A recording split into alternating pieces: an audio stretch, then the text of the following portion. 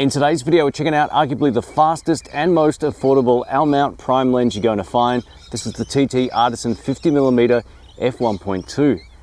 Man, these birds are loud. Let's get into it.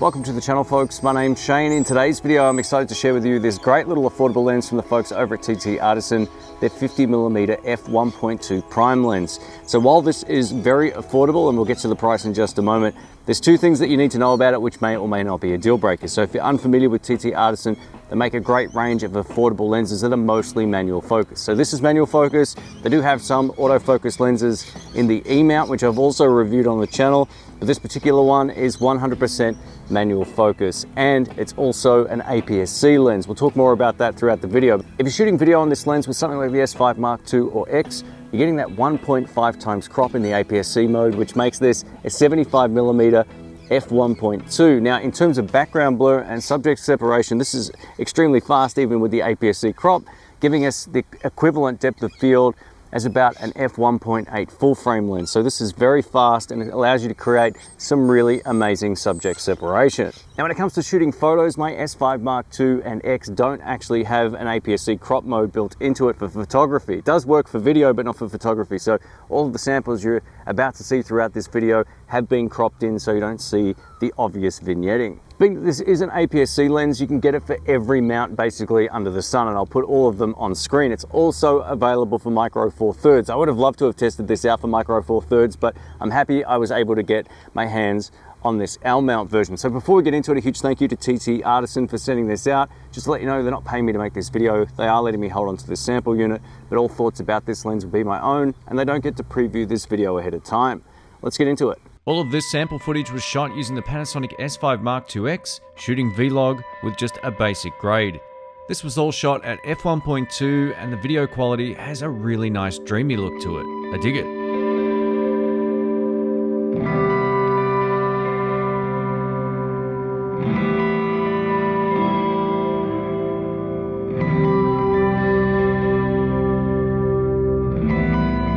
In this shot, I was racking focus and it's got a nice 3D pop from the background.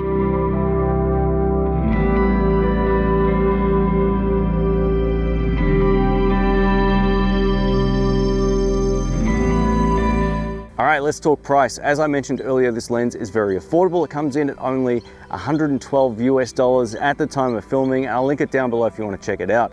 Now, the cool thing about this lens is even in Australia, it only costs 169 Australian dollars, which is really great value.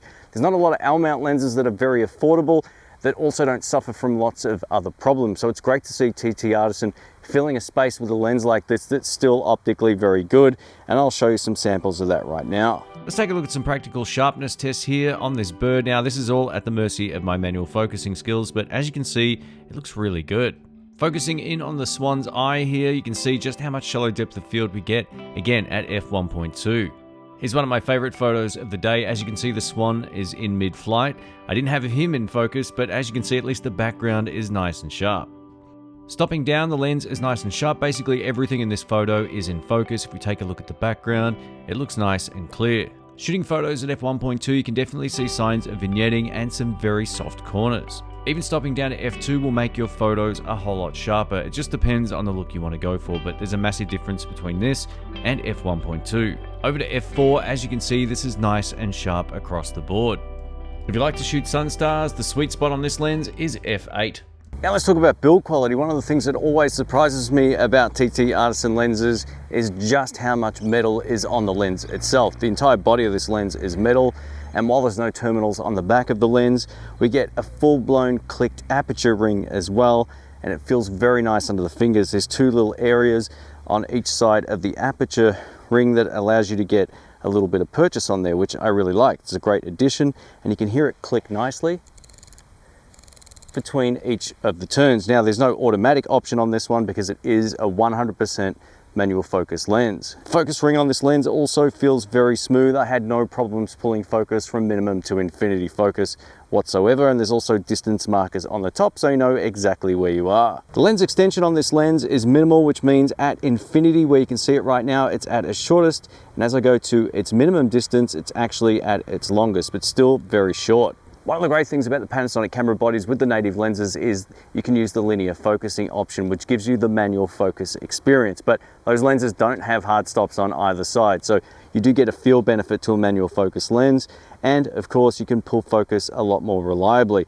This lens weighs 336 grams, and considering just how tiny it is, it actually weighs more than I thought it was going to weigh. And that's thanks to that metal body. Again, the build quality is excellent, but it does come at a cost of a little bit of extra weight. When it comes to photography, the best thing about this lens is it might be the most affordable way of getting into taking portraits. And now this is a 75mm equivalent on that APS-C sensor or crop mode, which isn't quite the 85mm, but I found with F1.2, you can blow out the background and still get some really great portraits, as you can see on screen.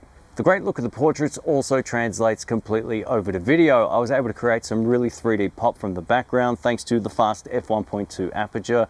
These examples on screen really created an almost dreamy look. This definitely has its own look going on.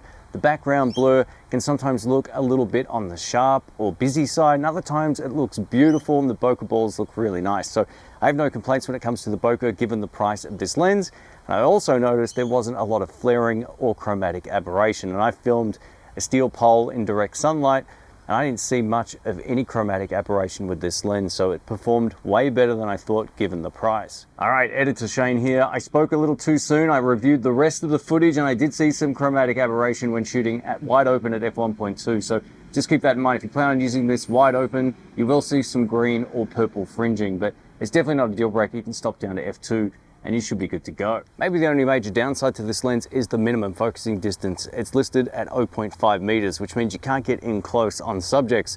I would have loved to have seen this reduced to around 20 centimeters or 0.2 meters.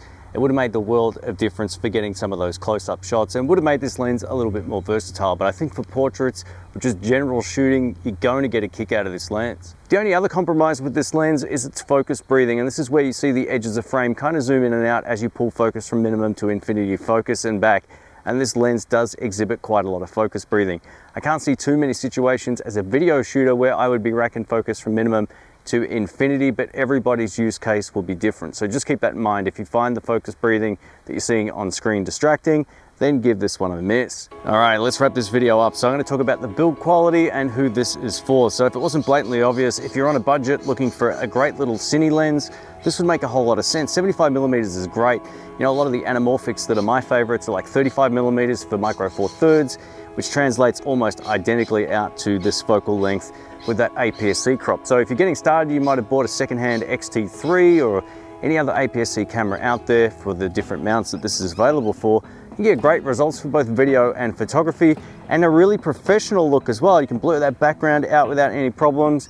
You can also get nice sharp photos if you stop down a little bit. The sharpness of this lens isn't a compromise whatsoever based on the price. I think it performs way better than I was expecting. So overall, this is a great little lens for those on a budget. If you'd like to find out more, I'll link it down in the description box below. Catch you soon.